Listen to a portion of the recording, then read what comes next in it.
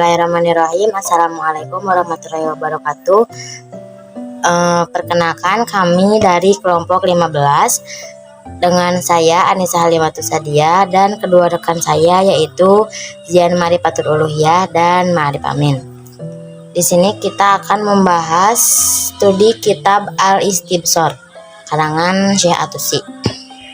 Saya akan membahas 2 poin, yaitu biografi dan isi kitab Al-Istibsar.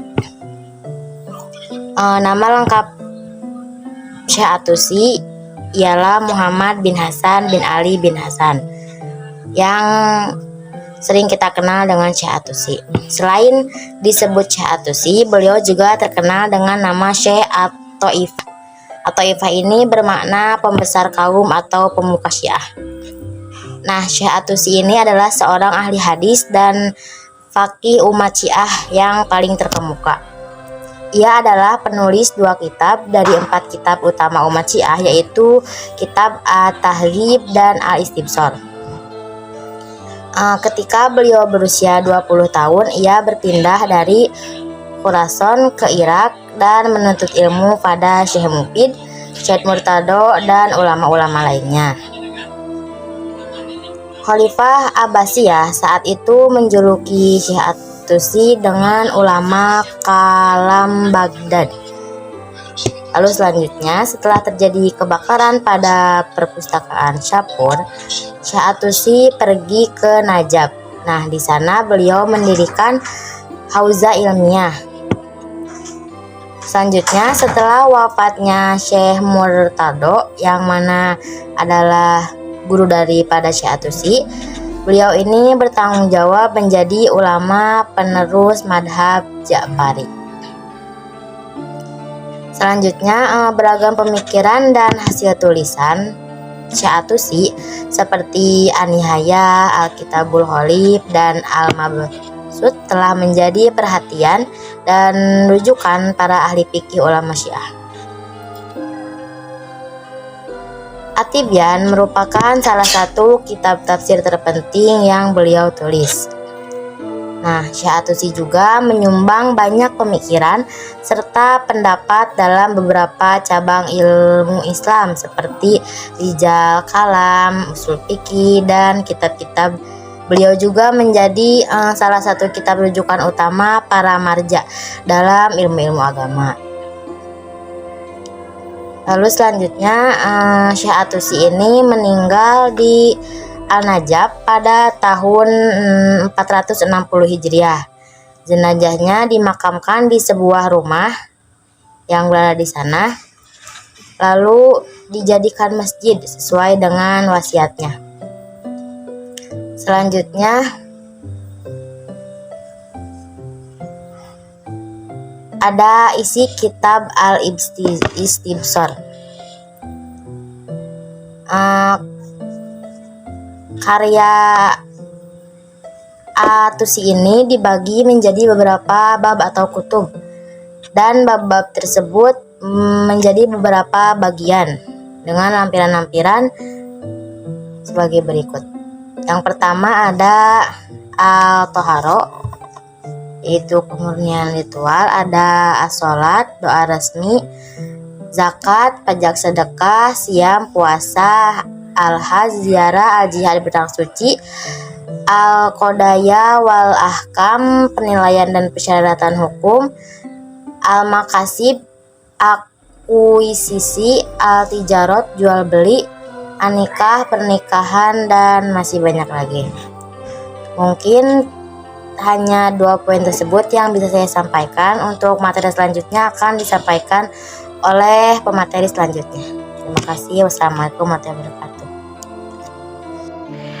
Selanjutnya, metode kitab Al-Istibsar. Syekh Tusi dalam karya ini di samping menyatakan hadis-hadis yang memiliki tema yang sama di satu tempat, ia juga meneliti dan mengkritik sanad dan kandungan isinya, dan dalam setiap bab-babnya ia memberikan masukan untuk menyelesaikan riwayat-riwayat yang secara lahir terdapat perbedaan, atau ia memberikan pendapat tentang lebih kuatnya sanad sekelompok riwayat atas lainnya. Cara menyatukan hadis-hadis ini memiliki tempat dan kedudukan khusus dalam fikih Syiah Tusi, khususnya dalam kitab Al-Intisar. Oleh karena itu, kitab ini tidak hanya merupakan sekumpulan kitab-kitab hadis dan tidak memiliki sisi pembahasan fikih. Urutan bab-bab Al-Intisar juga bersesuaian dengan klasifikasi-klasifikasi yang ada pada kutub arba'ah lainnya. Meskipun Syekh Tusi dalam menulis kitab Al-Intisar sangat banyak merujuk ke kitab Tahzib al-Ahkam dari sisi tujuan penulisan secara umum. Namun, kitab Al-Intisar dari sisi pengklasifikasian dan dari sisi pengurutan hadis-hadis dalam setiap bab memiliki kekhususan tertentu dan dikenal sebagai karya yang mandiri. Kemandirian ini terlihat secara terang-terangan dalam daftar isi yang ditulis olehnya dan menurut pendapat ulama sejamannya Najasyi. Selanjutnya, latar belakang sejarah. Periode keilmuan dalam Syiah yang masif di masyarakat ini dimulai oleh Al-Kulaini, yang koleksi hadisnya Al-Kafi merupakan karya pertama dari 4 karya besar tradisi Islam Syiah. Kemudian dilanjutkan dengan Al-Syekh Al-Saduq Ibnu Babawai, kumpulan hadisnya yang luar biasa. Man iya Durrah Al-Faqih merupakan karya hadis utama kedua. Dua kumpulan hadis besar yang tersisa disusun oleh Al-Syekh Al-Tusi, yaitu Tahzib al-Ahkam fil Ars al-Muqiyah dan Al-Intisar fima khatalaf min al-akhbar. Al-Syekh Al-Tusi dibesarkan di Tus dan memulai studinya di sana pada tahun 408 Hijriah. Ia meninggalkan Tus untuk belajar di Baghdad. Di sana, ia pertama kali belajar pada Al-Syekh Al-Mufid yang wafat pada tahun 413 Hijriah. Kepemimpinan ulama Syiah kemudian jatuh ke tangan Al-Syarif Al-Murtado. Yang terakhir ini tetap dalam posisi ini sampai kematian pada tahun 436 Hijriah. Pada masa ini, Al-Syekh Tusi sangat dekat dengan Al-Syarif Murtado. Kesarjanaan dan pembelajarannya yang luas membuatnya menjadi penerus Al-Syarif Al-Murtado sebagai juru bicara terkemuka Islam Syiah. Pembelajarannya begitu mengesankan sehingga Khalifah Abbasiyah Al-Qadir Billah menghadiri ceramahnya dan berusaha menghormatinya. Alasan penyebaran besar-besaran beragam tradisi selama periode dari wafatnya Al-Kulaini hingga wafatnya Al-Tusi mungkin disebabkan oleh fakta bahwa ini adalah periode di mana kaum Wiyah memegang kekuasaan di Baghdad. Mereka sangat bersimpati terhadap Syiah. Dengan demikian, ini adalah periode di mana kaum Syiah tidak teraniaya dan dapat mengakui keyakinan mereka tanpa terlalu banyak dan rasa takut. Dalam keadaan seperti ini, ada lebih banyak peluang bagi pihak luar untuk membawa tradisi-tradisi asing ke dalam kumpulan Syiah. Namun, Al-Tusi memberikan kepadanya banyak karya awal usul yang telah tersedia bagi para penyusun kumpulan hadis Syiah sebelumnya. Al-Tusi mengatakan tentang karya ini, ketika para sahabat melihat akhbar yang berhubungan dengan apa yang boleh dan haram yang telah kami kumpulkan di dalamnya, mereka melihat bahwa mereka mencakup sebagian besar tentang apa saja bagian-bagian hukum yang dihubungkan dengan jurisprudensi. Di semua bagian dan bab-babnya hanya sedikit sekali hadis para sahabat kami, kitab-kitabnya, usul dan kompilasinya yang luput dari perhatian. Bismillahirrahmanirrahim. Yang selanjutnya yaitu pembahasan mengenai keadaan sosial politik pada masa Syekh At-Tusi. Di kehidupan terakhir pada akhir-akhir tahun, lebih tepatnya bangsa Baghdad yang dipimpin oleh Kekhalifahan Abbasiyah. Pada saat itu dijajah oleh bangsa Saljuk, yang dimana bangsa Saljuk ini sangat anti Syiah. Bahkan dikatakan dalam satu riwayat, Syekh At-Tusi itu dijajah oleh bangsa Saljuk, karena memang Syekh At-Tusi ini adalah pemuka Syiah. Lebih tepatnya dalam sejarah bisa dikatakan seperti itu, atau ulama besar Syiah. Sampai-sampai rumah beliau dalam satu riwayat dikatakan itu dibakar,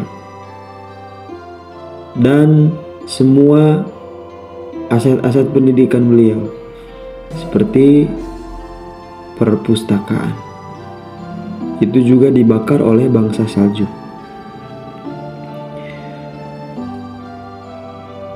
Karena keadaan sosial politik pada saat itu sangat mencekam, Syekh At-Tusi memutuskan pindah ke An-Najaf, yaitu tempat kelahiran atau tempat makomnya Sayyidina Ali bin Abi Thalib.